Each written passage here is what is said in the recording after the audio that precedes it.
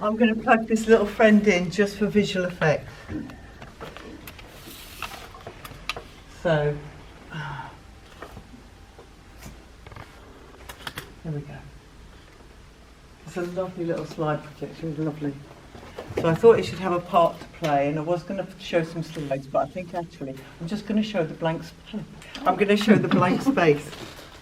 Okay, and ask you to imagine some pictures that are in this book that I have written, put together, collaged together, with the very lovely help of Paul, who has published it from Hesterglock. So big thanks to him. And for Steve for introducing me to Paul and all that stuff. Thank you everyone for being here tonight, especially some unexpected guests, which is just phenomenal. So I'm going to start here. In your screen, a bit like the beginning of today, you've just got to use your imagination a little bit. There's a pole, and it's like part of an iron railing that you get along parks. And on the pole is growing some lichen, the bluey green, no, not the blue, the greeny yellow kind, that really lovely. People are nodding, they like this lichen too. I was brought up in Croydon, which is why I like lichen. So, I laugh about the Croydon thing, isn't it? But it's going to come in again. Anyway, in Croydon, if you go up to the top of the Whitgift Centre car park, the Whitgift Centre is probably going to be pulled down, quite soon eventually, so I have to go up there quite a lot to before it gets pulled down. But anyway, we're on the top, we're looking out, you can see the IKEA towers and everything. And there's lichen growing on the parapet. Croydon likes to defend itself, so we have parapets on the top. Bev, I remember you saying once you like me just to tell the story, so clearly, I'm just spinning out this first one, and I'm meant to be on to poem 5 by now. Anyway, you're on the parapet, you see the downs, you can see the IKEA towers, and on the concrete is growing lichen because it's kind of exposed, and there's aggregate in the concrete, and it likes the aggregate. And so it's on also these railings. My friend Anthony, who's turned up by surprise today, went on a lichen mission for me, went to the Cotswolds and other places to find lichen on things. So we had a little bit of a project where we were finding lichen.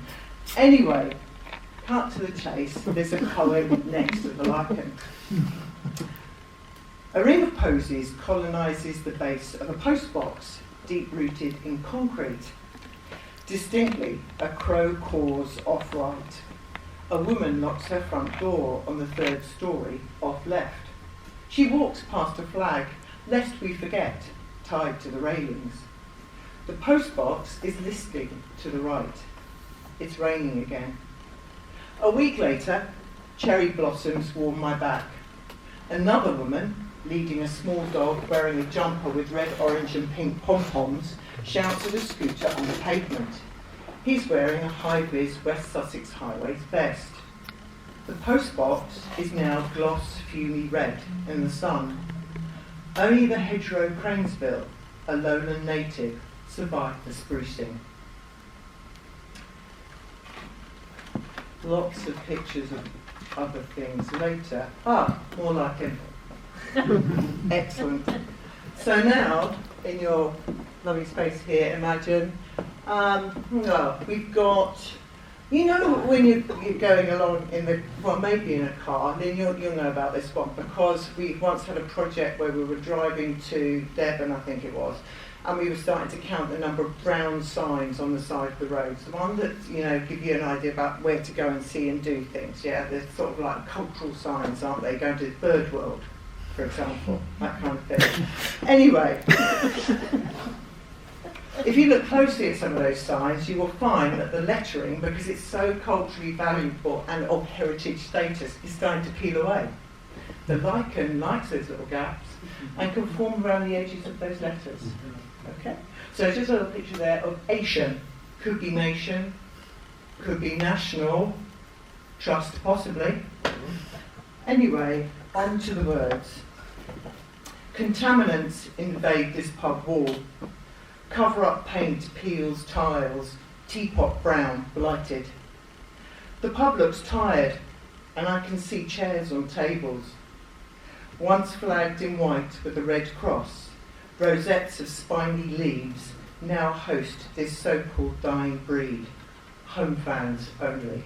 For those of you following the news this week, Red Cross, a big story. Didn't know that was going to happen. Okay, pigeons. Pigeons like concrete too. Yes, there's a lot of knowledgeable people in our audience tonight. But did you know that the pigeons are also looking out for traffic? I like to think of pigeons kind of sending messages and they're kind of going, hoo, hoo, hoo, hoo, and they're going, bus or diversion again, that kind of thing. Anyway, so imagining now we have Ealing Broadway, little pigeon up on a parapet. Again, there's a lot of parapets in London town and Croydon, suburb of, never going to be a city. Anyway, the pigeons are up there, we have a pigeon alert. A line between paving slabs nudges up.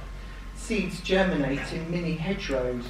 Borders of green mortar mark the colonisation. Their parent towers, classified native, over 5 stories high. A man comes along with a Sainsbury's bag for life and looks down. The P13 coming this way meets another P13 coming the other way. Look up, hello. Further along, there's a bag not for life, hanging on a shrub. It's windy, and 3 human forest bicycles have blown over. Aha, okay. Laura, you're like this. Where's Laura? My glasses on. Laura, she shrunk a crisp packet today and sent me a picture of it. It's just brilliant. It's like a Doritos packet, and get her to show you afterwards. And she shrunk it, and it looked like a gummy bear. Honestly, I kid you not.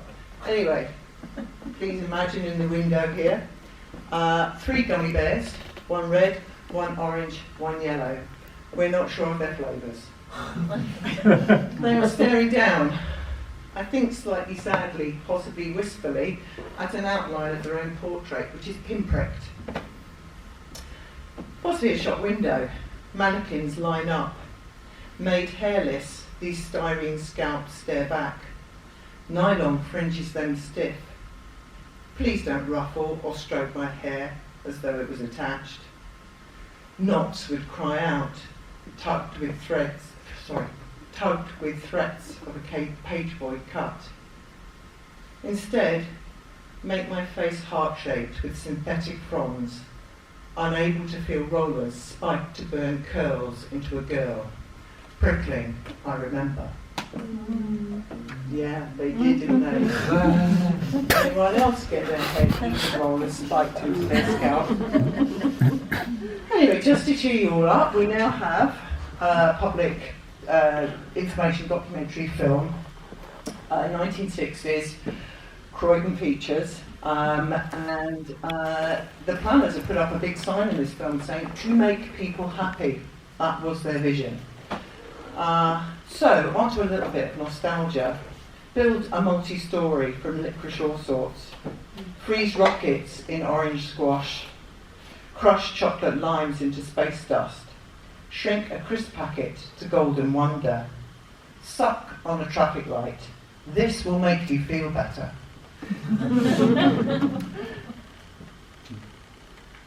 I've got time for 2 more of nasty quickos. Yeah, this one's so short. But I've got to do it because this is Croydon. Okay, this is now in your window of opportunity. Croydon Underpass.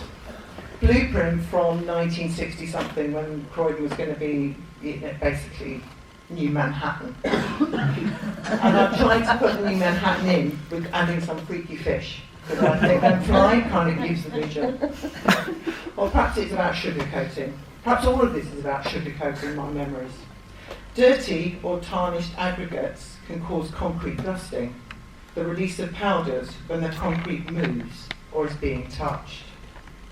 And the last one, for a couple of people are very fond of my anti-HRT pill packet set. There's one in this collection. And in your window now, it's the empty packet, and there's a little green gummy bear poking out of the top. The yellow ones are down the bottom, they're slightly not as good as the green one, which is in fact flavoured raspberry. Who knew? You asked me about the gummy bears, but it was Opal Fruits that started it. No one liked the green ones, except me in the back seat. Lime zesting an urge to resist chewing and be pacified. Opal fruits made to make your mouth water. Resist chewing and be pacified. Resist chewing and be pacified. Resist chewing and be pacified. Thank you. Oh, one more. Resist chewing and be pacified.